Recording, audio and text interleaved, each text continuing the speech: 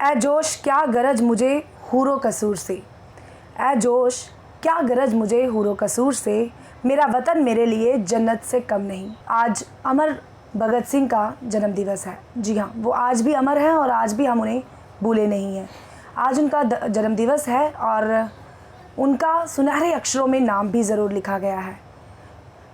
तो आज हम बातचीत करने के लिए मौजूद हैं प्रदेश कांग्रेस कमेटी के सेक्रेटरी थॉमस खोखर जी से, जो आज चंद शब्द जो हैं भगत सिंह को डेडिकेट करेंगे।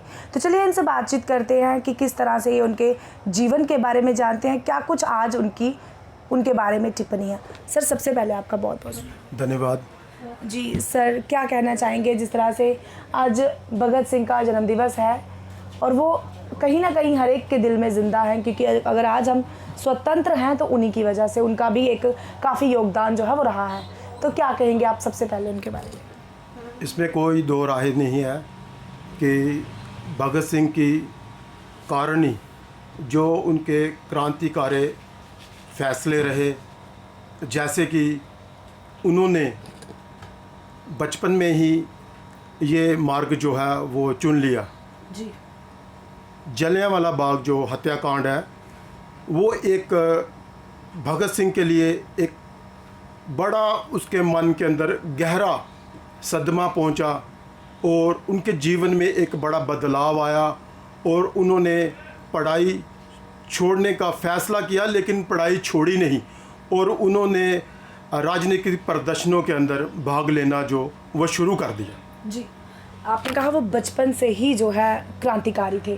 परिवार का किस तरह से उनको जो था सपोर्ट था, क्या कुछ उनका बैकग्राउंड था? भगत सिंह के परिवार के बारे में अगर हम बोलें तो भगत सिंह का जो परिवार था वो एक देशभक्त और भारत की आज़ादी की लड़ाई में शामिल था। भगत सिंह का जो जन्म है वो पंजाब के एक गांव बांगा और ज़िला लायलपुर जो अब की पाकिस्तान में है 27 सितंबर 1907 को हुआ। भगत सिंह सरदार किशन सिंह के दूसरे बेटे थे। उनके जन्म के समय भगत सिंह जो थे वो क्रांतिकारी, भगत सिंह उनके जन्म के समय वो बचपन में जब वो बच्चे थे तो उनके पिताजी जेल में बंद थे, एक राजनीतिक प्रदर्शन के कारण वो जेल में बंद थे। जी, टर्निंग पॉइंट्स क्या कुछ रहे हैं उनके जीवन में और साथ ही साथ उनकी आइडियोलॉजी क्या थी, हमारे दर्शक ज़रूर जानना चाहेंगे। चलिए हाँ, बात करें अगर हिंदुस्तान की जनता की, वो तो ज़रूर जानते होंगे, लेकिन कई आपको युवा भी देखते होंगे, कई बच्चे भी देखते होंगे जिनको आज आपके कारण कई बातें पता चलेंगी। भगत सिंह का जो आप बचपन की बात करते हैं तो बचपन के बारे में मैंने आपको विस्तार में बताया कि वो कौन से गांव में पैदा हुए थे। तो उनका जो मतलब के मेन जब उनका टर्निंग पॉइंट आया तो वो जो जलियांवाला बाग हत्याकांड था जलियांवाला बाग का, वो मेन उनका जो है वो टर्निंग पॉइंट रहा है।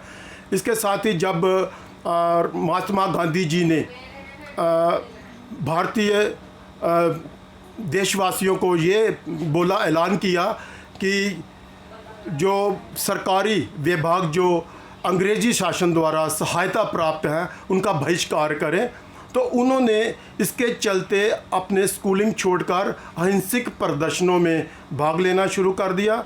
और भगत सिंह जो महात्मा गांधी की विचारधारा हिंसा को छोड़कर सशस्त्र लड़ाई पर जो वामपंथियों की विचारधारा है उस पे चलना और उसको अपने जीवन का मार्ग जो है या उसको अपने जीवन में अपनाया। जी, संगठन की बात करें तो किस संगठन से, क्योंकि आप भी एक संगठन से हैं, कांग्रेस से हैं, कांग्रेस पार्टी से ताल्लुकात रखते हैं, वो किस संगठन से जो है ताल्लुकात रखते थे? जब उन्होंने अपने मत के सशस्त्र लड़ाई के द्वारा भारत की आज़ादी के लिए अपना विचार बनाया तो उनको एक संगठन बनाने की ज़रूरत पड़ी। तो उन्होंने जो संगठन बनाया उसका नाम उन्होंने नौजवान भारत सभा के नाम पर एक संगठन जो है जिसका गठन किया और जिसमें उन्होंने चंद्रशेखर आज़ाद, सुखदेव, राजगुरु और कई साथियों के साथ मिलकर इस संगठन के माध्यम से कई क्रांतिकारी जो है उन्होंने फैसले लिए और उनमें भाग भी लिया और कई बार अहिंसक प्रदर्शनों के कारण उन्हें जेल भी जाना पड़ा। जी, बड़े क्रांतिकारी कारनामे क्या कुछ थे उनके? उनके जो बड़े क्रांतिकारी कारनामे रहे हैं वो सब चर्चा में रहे हैं। तकरीबन उन पे हमने मूवीज़ भी देखी हैं। एक सबसे ज़्यादा क्रांतिकारी जो दो उनके बड़े हैं जिनसे वो बड़े मतलब के एक महान और सबके प्रिय नेता बने, वो ऐसे रहे कि जो साइमन कमीशन का जब बहिष्कार हुआ तो उसमें जो भारतीयों ने हिस्सा लिया तो उस पर भयानक प्रदर्शनों में ब्रिटिश सरकार ने भारतीयों के ऊपर लाठीचार्ज किया, जिस लाठीचार्ज में लाला लाजपत राय आहत हुए और उनकी मृत्यु होगी। और इसी के चलते इन्होंने और इनके साथियों ने एक योजना के तहत जॉन सॉन्डर्स, जो कि एक अंग्रेज़ी शासन का पुलिस अधिकारी था, उसकी हत्या कर दी। जी, आखिर में आप हमारे दर्शकों को क्या कुछ मैसेज देना चाहेंगे भगत सिंह के जन्म दिवस पर?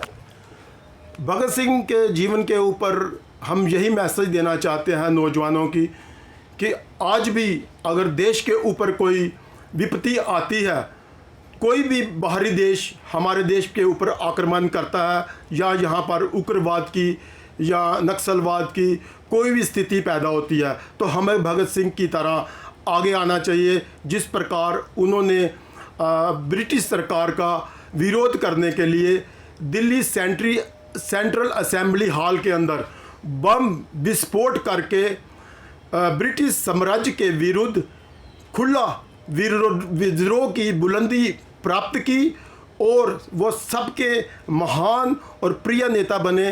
भगत सिंह एक अच्छे लेखक, पाठक व वक्ता भी थे। अभी आपने मेरे से पूछा था कि भगत सिंह को जो हम किस युवा को लिए वो कैसे प्रेरणा या उनके बन सकते हैं, तो भगत सिंह जिस प्रकार सरदार करतार सिंह सराभा और लाला लाजपत राय से अत्यधिक प्रभावित थे, आज की युवा पीढ़ी को भी हमें अपना जो प्रेरणा का स्रोत है भगत सिंह को बनाना चाहिए और उनके बताए हुए मार्गदर्शन पे चलना चाहिए। अब मैं आखिर में इसको ख़त्म करना चाहता हूँ और भगत सिंह जी की शान के अंदर एक दो नारा दूंगा। भगत सिंह अमर रहे, शहीद आज़म भगत सिंह अमर रहे और जय हिंद, जय भारत। आज शहीद आज़म भगत सिंह का जन्म दिवस है। इसी पर बातचीत करने के लिए और उनकी कुछ जो है जीवन के कुछ अंश या फिर जीवन कथा के बारे में कुछ बातचीत करने के लिए हमारे साथ थॉमस खोखर जी मौजूद थे और उन्होंने काफ़ी अच्छे से आप लोगों को बताया कि क्या कुछ उनके जीवन में था और किस तरह से वो क्रांतिकारी बने और कितना स्ट्रगल उन्होंने किया देश को आज़ाद करने में। तो आप ऐसे ही अपडेट के लिए जुड़े रहें स्प्रिट न्यूज़ के साथ। वंदना, स्प्रिट न्यूज़ जम्मू। नमस्कार।